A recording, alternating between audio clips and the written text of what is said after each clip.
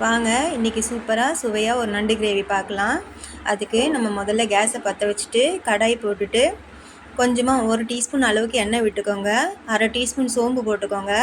ஒரு பிஞ்ச் அளவுக்கு இஞ்சி எடுத்துகிட்டு ஒரு 5 பல்லு பூண்டு அதில் போட்டுட்டு ஒரு பச்சை மிளகா, ஒரு வெங்காயம், ஒரு தக்காளி, மிளகு 1 டீஸ்பூனு, சீரகம் 1 டீஸ்பூன் இது வரைக்கும் போட்டு வதக்கிக்கணும். நம்ம வதக்கின இந்த வெங்காயம், தக்காளி, இஞ்சி, பூண்டு, பச்சை மிளகாய் இதெல்லாம் இந்த ஜாரில் கொட்டிட்டு இதை நம்ம இப்போ அரைச்சி எடுத்துக்குவோம். இப்போ அரைச்ச இந்த விழுது இப்படி இருக்கும். இதை தனியாக இந்த மாதிரி ஒரு பவுலில் ரெடி பண்ணி வச்சுக்கோங்க. தென் இப்போ பார்த்தீங்கன்னா இது க்ளீன் பண்ணி வச்சுருக்கோம். இந்த நண்டை ஒரு பிளேட்டில் எடுத்து வச்சுக்கோங்க. இப்போ இந்த நண்டு கிரேவிக்கு எனக்கு கொஞ்சம் கிரேவி அதிகமாக வேணுன்றதுனால 5 தக்காளி, 3 வெங்காயம் அரிஞ்சு வச்சுருக்கேன். ஸோ உங்களுக்கு எந்த அளவுக்கு வேணுமோ, கிரேவி கம்மியாக வேணும்னா ஒரு 2 தக்காளி போட்டுக்கோங்க, ஒரு 1.5 வெங்காயம், 1 வெங்காயம் அப்படி மாதிரி போட்டுக்கோங்க. நான் பெரிய தக்காளியாக 5 தக்காளி, 3 வெங்காயம் போட்டிருக்கேன். உங்களுக்கு எந்த அளவுக்கு வேணுமோ அந்த அளவுக்கு நீங்கள் ரெடி பண்ணி வச்சுக்கோங்க. இப்போ ஸ்டவ் பற்ற வச்சு அது மேலே கடாய் வச்சுட்டு நம்ம தேவையான அளவு எண்ணெய் ஊற்றிக்கணும். ஊற்றிட்டு இதில் நான் கடுகுலாம் போட மாட்டேன், சோம்பு தான் போடுவேன். சோம்பு ஆல்ரெடி நான் அந்த மசாலா ஐட்டம்ஸில் போட்டு அரைச்சிட்டதுனால இப்போ 2 சோம்பு சும்மா தாளிக்கிறதுக்கு மட்டும் போட்டுக்கிறேன். இல்லைனாக்கா அது ஒரு மாதிரி சோம்பு வாசனை வந்த மாதிரி வந்துடும். அதனால் தாளிக்கிறதுக்கு மட்டும் 2 சோம்பு இப்போ போட்டுக்கோங்க. இதோ பாருங்கள், சோம்பு இப்போ போட்டுக்கிறேன் நான். அவ்வளோதான், பொரியுதுங்களா? எண்ணெய் காஞ்சிடுச்சு. இப்போ நான் சோம்பு போட்டுட்டேன். இதில் நம்ம கட் பண்ணி வச்சுருக்க வெங்காயத்தை போட்டுட்டு ஒரு வதக்கிட்டு இதில் கருவேப்பிலை நம்ம வச்சுருக்கோம் இல்லைங்களா, அதையும் அதிலே போட்டுருங்க. போட்டுட்டு இப்போ இதை நல்லா கிளறி விடணும். வெங்காயம் போட்டுட்டு சரியாக ஒரு 1.5 நிமிஷத்துக்கு அப்புறமா நம்ம கட் பண்ணி வச்சுருக்க தக்காளியை இதில் எடுத்து நம்ம போட்டுக்கலாம். இப்போ இந்த தக்காளியும் வெங்காயமும் நல்லா குழஞ்சி வரணும்னா அதுக்கு கொஞ்சம் உப்பு நம்ம போட்டுட்டோம்னாக்கா டக்குன்னு அது குழஞ்சி வந்துடும்.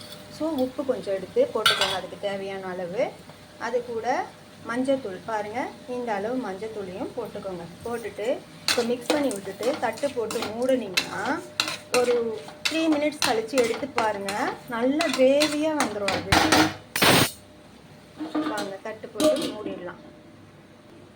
இப்போ ஒரு 1 மினிட் ஆயிடுச்சு. இப்போ இந்த தட்டை எடுத்துட்டு நம்ம ஒரு வாட்டி இதை வதக்கி கொடுத்துக்கணும் நல்லா. இப்போ பாருங்கள், இப்போயே கொஞ்சம் கிரேவி ஆன மாதிரி வருதுங்களா, இன்னும் ஒரு 2 மினிட்ஸ் மூடி வைப்போம். இப்போ வாங்க இதை ஓப்பன் பண்ணி பார்ப்போம். இப்போ இந்த அளவு வந்தாக்கா போதும். இப்போ நம்ம நண்டு க்ளீன் பண்ணி வச்சுருக்கோம் இல்லைங்களா, அந்த நண்டு எடுத்து இதில் போடுவோம். இப்போ நான் க்ளீன் பண்ணி வச்சுக்கிட்டு எல்லா நண்டையும் இதில் எடுத்து போட்டுட்டு இது லைட்டாக இதை நீங்கள் கிளறி விடுங்க. கிளறி விட்டுட்டு நம்ம கிரேவி அரைச்சி வச்சுருக்கோம் இல்லைங்களா, அதையும் இதில் ஃபுல்லாக கொட்டிடணும். போட்டுட்டு இப்போ மிக்ஸ் பண்ணுங்கள். இப்போ இதை மிக்ஸ் பண்ணிவிட்டு இதில் 1.5 ஸ்பூன் காஷ்மீர் சில்லி பவுடர் எடுத்துருக்கேன், அதை போட்டுருங்க. 1 ஸ்பூன் தனியா பவுடர் எடுத்திருக்கேன், அதையும் இதில் போட்டுருங்க. ஒரு 1/2 டீஸ்பூனு கரம் மசாலா எடுத்திருக்கேன், அதையும் இதில் போட்டுருங்க. இதில் நம்ம மிளகு சீரகம் முன்னாடியே போட்டு அரைச்சிட்டோன்றதுனால மிளகு சீரக பொடி இதில் போட தேவையில்லை. சப்போஸ் நீங்கள் போட்டு அரைக்கலைனாக்கா இப்போ நீங்கள் எக்ஸ்ட்ராவாக அதில் யூஸ் பண்ணிக்கலாம். இப்போ போட்டதெல்லாம் எல்லா மசாலாவையும் போட்டுட்டு இதை நல்லா கிளறி கொடுங்க. கிளறி கொடுத்துட்டு ஒரு 2 நிமிஷத்துக்கு இது அப்படியே மூடி போட்டு சிம்மில் வச்சு விட்டுடுங்க. இப்போ வாங்க இதை நம்ம திறந்து பார்ப்போம். எப்படி இருக்குது பார்த்தீங்களா? இது பச்சை வாசனை போகிறதுக்காக ஒரு 2 மினிட்ஸ் நம்ம மூடி வைக்கிறோம். இப்போ நமக்கு தேவையான அளவு தண்ணி இதில் ஊற்றிக்கோங்க. எனக்கு 1 டம்ளர் அளவுக்கு தண்ணி போதும், பெரிய டம்ளரு. அதனால் எனக்கு தேவையான அளவுக்கு நான் ஊற்றிக்கிட்டேன். பிளேட் தட்டை போட்டு மூடிடுங்க. கொஞ்சம் நேரம் கழித்து நம்ம பார்ப்போம். இப்போ வாங்க 2 மினிட்ஸ் ஆச்சு. ஒரு முறை இதை திறந்து பார்ப்போம் எப்படி இருக்குன்ட்டு. பார்த்தீங்களா எவ்வளோ நல்லா இருக்குது பார்த்தீங்களா? இன்னும் கொஞ்சம் நேரத்தில் அது கிரேவியாக செட் ஆகிடும்.